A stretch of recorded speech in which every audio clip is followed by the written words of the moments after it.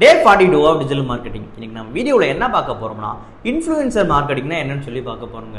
இந்த இன்ஃப்ளூயன்சர் மார்க்கெட்டிங்கிறது ஒரு பிராண்ட் தன்னோட ப்ராடக்ட்டையோ சர்வீஸையோ ஒரு ஃபேமஸான இன்ஃப்ளூயன்சர் மூலமா ப்ரோமோட் பண்றதா இன்ஃப்ளூயன்சர் மார்க்கெட்டிங் சொல்லி சொல்லுவாங்க.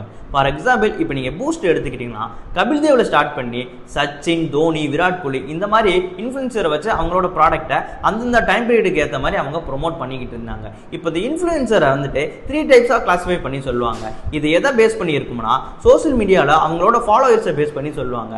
அதாவது 1 lakh உள்ள சப்ஸ்கிரைபர் வச்சிருக்கிற இன்ஃப்ளூயன்சர் எல்லாம் மைக்ரோ இன்ஃப்ளூயன்சர்னு சொல்லுவாங்க. அதே 10 lakhs வரைக்கும் வச்சிருக்கிற ஃபாலோவர் கவுண்ட்ஸ் வச்சிருக்க இன்ஃப்ளூயன்சர் எல்லாம் மேக்ரோ இன்ஃப்ளூயன்சர்னு சொல்லி சொல்லுவாங்க. அதே அபோவ் 10 lakhs மேல உள்ள இன்ஃப்ளூயன்சர் எல்லாம் மெகா இன்ஃப்ளூயன்சர்னு சொல்லி சொல்லுவாங்க. இப்போ இந்த இன்ஃப்ளூயன்சர் மார்க்கெட்டிங்னால என்ன பெனிஃபிட்ஸ் சொல்லி பார்த்தோம்னா லார்ஜர் ஆடியன்ஸை நம்மளால ஈஸியா கவர் பண்ண முடியுங்க. அது மட்டும் இல்லாம இந்த மாதிரி இன்ஃப்ளூயன்சர் மார்க்கெட்டிங் நம்ம ப்ராடக்ட்டை பத்தி ரிவ்யூ சொல்லும்போது அது அந்த ப்ராடக்ட் மேல உள்ள ட்ரஸ்ட் அண்ட் கிரெடிட்டபிலிட்டியை நல்லாவே இம்ப்ரூவ் பண்ணி காட்டுங்க. இதுதான் இந்த இன்ஃப்ளூயன்சர் மார்க்கெட்டிங்ல நம்ம பண்றதுங்க. இந்த மாதிரியான யூஸ்ஃபுல்லான டிஜிட்டல் மார்க்கெட்டிங் ரிலேட்டட் வீடியோஸ் நீங்க ரெகுலரா பார்க்கணும்னா விடிமேக் ஸ்கூல் ஆஃப் டெக்கை ஃபாலோ பண்ணுங்க.